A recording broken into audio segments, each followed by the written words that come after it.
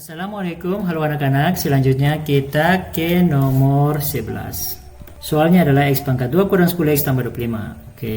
X pangkat 2 kurang 10X tambah 25. Kita perhatikan 25 apakah ada di kuadrat sempurna? Ya, nilainya ada, yaitu 5 pangkat 2. Nah, kalau kita perhatikan baik-baik, ini akan menjadi X pangkat 2 kurang 2 dikali A dikali X tambah A pangkat 2. Nah, ini bentuk penjabaran ini masuk di rumus yang ketiga penjabaran. Jadi kalau penjabaran ini kita faktorkan, maka bentuk akhirnya adalah X kurang A dipangkatkan 2. Nah, tinggal kita menentukan A-nya itu berapa. Nah, kita lihat di sini, karena ini 25, kita bisa berubah dia menjadi 5 pangkat 2. Dan kita lihat hasilnya, X pangkat 2 kurang 2 kali A-nya kita ganti dengan 5, X tambah, ini A-nya kita ganti dengan 5 ya. A-nya kita ganti dengan 5, dipangkatkan 2. Nah, apakah hasilnya sama dengan yang ini? Nah, hasilnya sama ya, karena ini negatif 10 didapat dari negatif 2 dikali 5. Nah, kalau sudah bentuk begini, maka kita akan mengetahui bahwa A itu adalah 5. Tinggal kita masukkan ke rumus ini, atau bentuk pemfaktorannya. X kurang A-nya adalah 5 dipangkatkan 2. Ini bentuk akhir pemfaktorannya. Oke, selanjutnya kita ke nomor 12. Soalnya adalah X pangkat 2 kurang 20X tambah 100. Nah, kita perhatikan 100 apakah ada di kuadrat sempurna? Ya, ada, yaitu 10 dipangkatkan 2. Kita lihat bentuknya.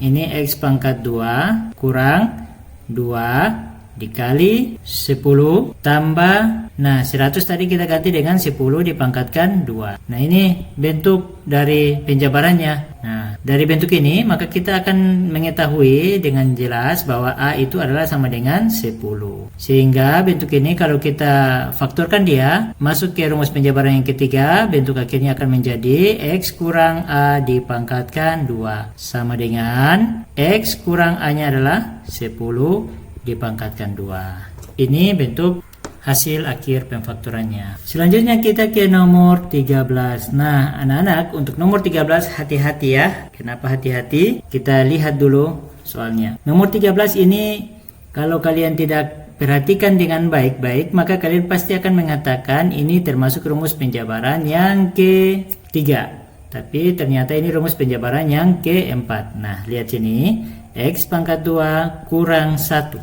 Ini 1 kita bisa tulis dia seperti ini. X pangkat 2 kurang 1 dipangkatkan 2. Loh, kok kenapa tambah pangkat 2? Karena memang sama saja. 1 pangkat 2 itu sama dengan 1 kali 1 dan hasilnya tetap 1. Langsung anak-anak jabarkan dia ya. Langsung anak-anak melihat ke rumus penjabaran. Ini bentuknya masuk di rumus penjabaran yang keberapa? Ini masuk di rumus penjabaran yang keempat. Sehingga bentuk X pangkat 2 kurang 1 pangkat 2 itu akan menghasilkan, kalau kita faktorkan akan menjadi X tambah A dikali X kurang A. Ingat ya, bentuknya pasti seperti ini ya. Nah, selanjutnya kita tinggal masukkan X-nya tambah A-nya adalah 1 dan X kurang 1. Loh, kok kenapa Bapak Guru bilang tadi kalau kita tidak hati-hati kita bisa memasukkannya ke rumus penjabaran yang ketiga? Ya, karena awalnya X pangkat 2 kurang 1. Kalau anak-anak langsung pangkat 2 seperti ini, tapi anak-anak lanjutkan lagi X pangkat 2 kurang 1 pangkat 2, itu anak-anak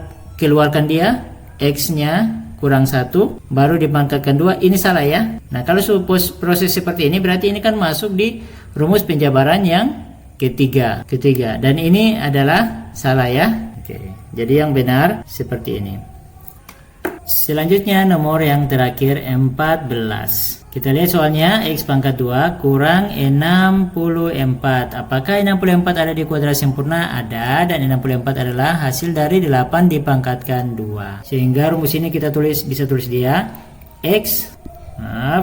rumus ini kita bisa tulis X pangkat 2 kurang 64 kita ganti dengan 8 pangkat 2. Maka ini hasilnya, bentuk ini akan menghasilkan bentuk pemfaktoran yaitu X tambah A dikali X kurang A, di mana A itu adalah 8, sehingga menjadi X tambah 8 X kurang 8. Selesai. Demikian anak-anak untuk soal nomor 2. Jangan lupa simak pembelajaran berikutnya di soal nomor 3. Terima kasih. Wassalamualaikum warahmatullahi wabarakatuh.